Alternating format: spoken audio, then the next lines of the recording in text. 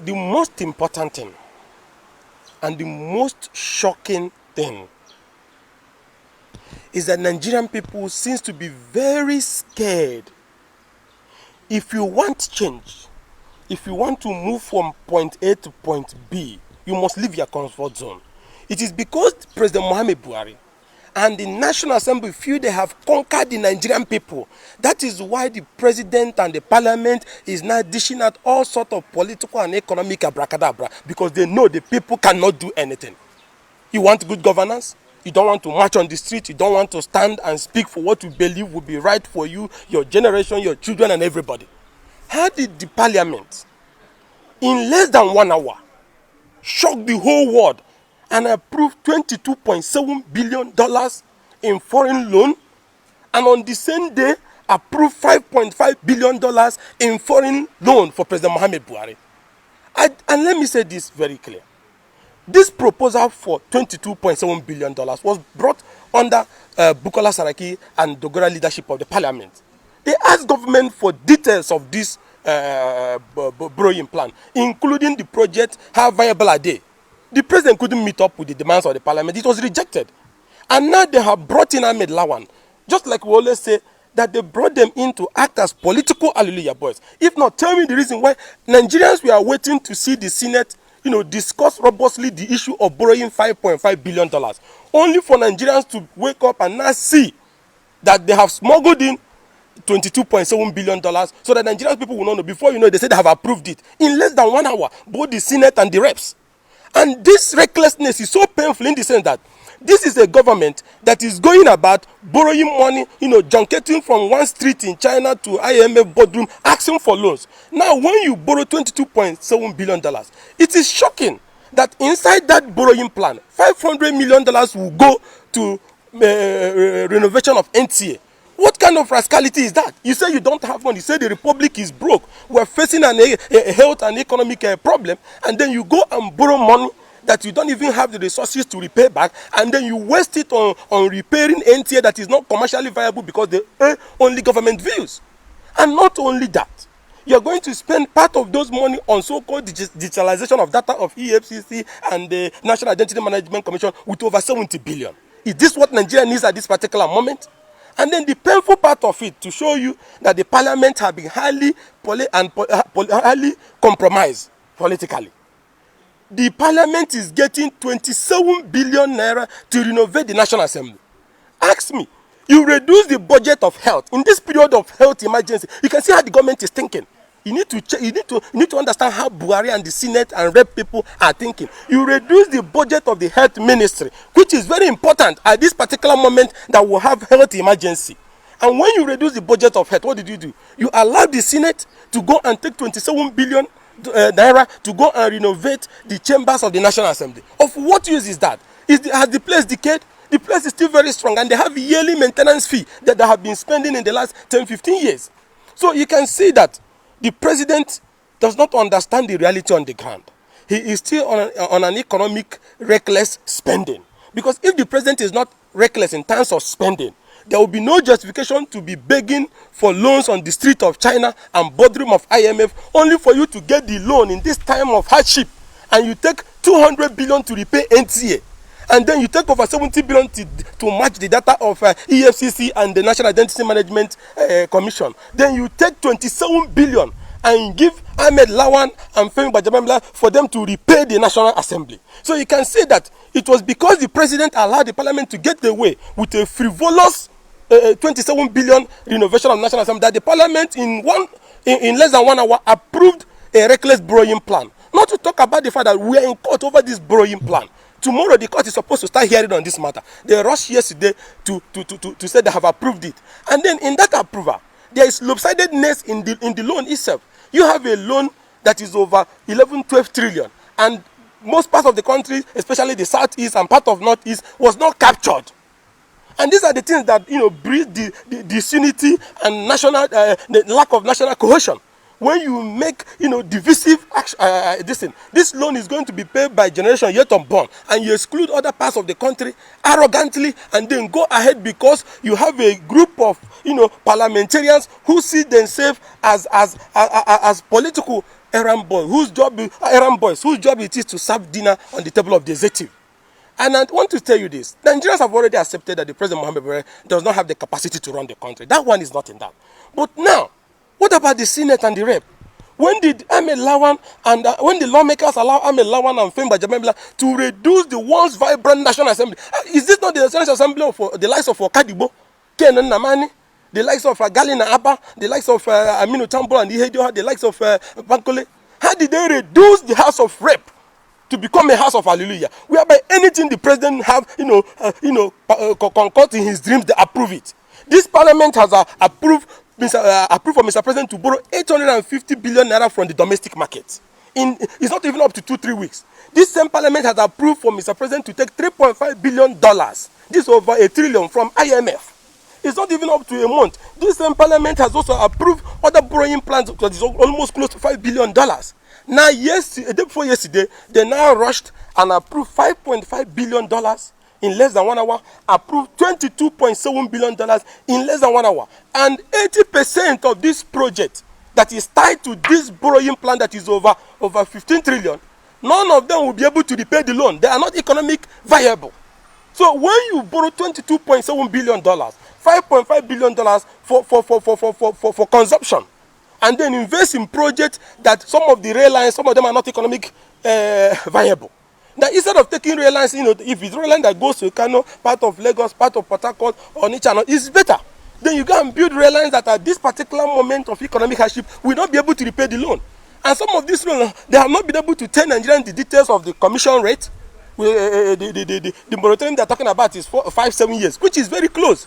And then we are still going to pay almost 5% as interest rate on some of this money. So at the end of the day, Nigeria will not be able to meet up with its payment obligation. And what does that tell you? More economic problem. The naira is going to start losing value. There's going to be a lot of confusion.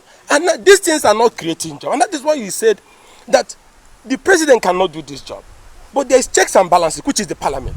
How did we get to a parliament that will have a parliament that anything the president brings, the parliament pass it? And that was why we raised the objection. We said, Femi Gbajabiamila, having been convicted by the Supreme Court of State of Georgia, that he is a man that has been indicted for dishonest act. Dishonest is a serious offense. He's unfit for any public office. Now you sneak into this country and you get yourself to the parliament. These documents were brought to public view. Today he's fighting opposition. It's because we refuse to compromise that struggle. Because we believe we must continue to fight. Even if members of House of Rep are under juju or whatever, they should free themselves and do the right thing. And because we resisted the emergence of Femi on that gang, and we said the reason was very simple. The reason we gave was very simple. We said, when you have a speaker that have been indicted for dishonest act, completely convicted by the Supreme Court of State of Georgia, we have the CTC, that having been elected speaker, that he will not have the balls to stand up against a rampaging democratic dictator like President Muhammad. Because once he do that, they are going to use his indictment by the Supreme Court of Georgia to deal with him. Not to talk of the fact that there is an issue of perjury that we have alleged, that in his Form CF001, he did not feel that he had been convicted of an offense involving dishonesty. That was why we secured an arrest warrant during the time before his election. And we are still in appeal on that particular matter. But what do you get? He's constituting a panel to probe the opposition, thinking that he can silence us because we oppose the outrageous infectious disease bill. You want compulsory vaccination, you want to seize people's property, and then you pass the bill within 30 seconds. Is this place in Nkurunziza's of Burundi parliament or Mugabe of Zimbabwe parliament, where you can do all kinds of nonsense and get away with it? That's why we resisted him, and he started all this cock and bull probe. And parliamentarians were jumping to support him while he is passing a budget, a borrowing plan of $22.7 billion, $5.5 billion within hours without legislative scrutiny. They have sold the country. That is the point. The country cannot be able to meet up with this obligation. And that is the simple truth. And that is what we are saying, that inside that parliament, there are still men that have honor. Why are you keeping quiet and allowing a man that is unfit to lead you to continue to run down the image of the National Assembly, especially the House of Representatives? That parliamentarians that have courage should stand up and do everything possible to ensure that Gbajabiamila is disgraced out of office, including those who are singing that hallelujah, because Nigerian people are disgusted with the Federal House of Representatives. They see them as reckless, they see them as insensitive, because when you say the country does not have money, when you say the benchmark for the oil have dropped, we cannot meet up our budget proposal, and then you devote 27 billion to renovate the National Assembly and cut down the budget for health in this time of health emergency, that is legislative rascality. And that is why I say Nigerian people need to stand up, because the problem now is the Nigerian people that is keeping quiet and allowing this group of people to continue to destroy the economic future of this great country. And I must tell you this, after all the borrowing,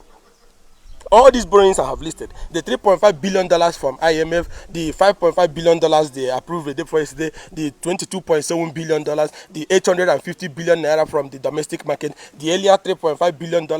Now, we now add the issue of the Abacha loot that they said they recovered. The recovery by the EFC, they said that is in trillion. Then you ask yourself, where have this money been applied to? Why is it that there are still poverty issues in the land? Why is it that there is still insecurity? Why is it that the soldiers that are still fighting in Borona and Medugri do not have the equipment? You saw the video that is going viral that they are complaining. They don't have the necessary weapon to fight.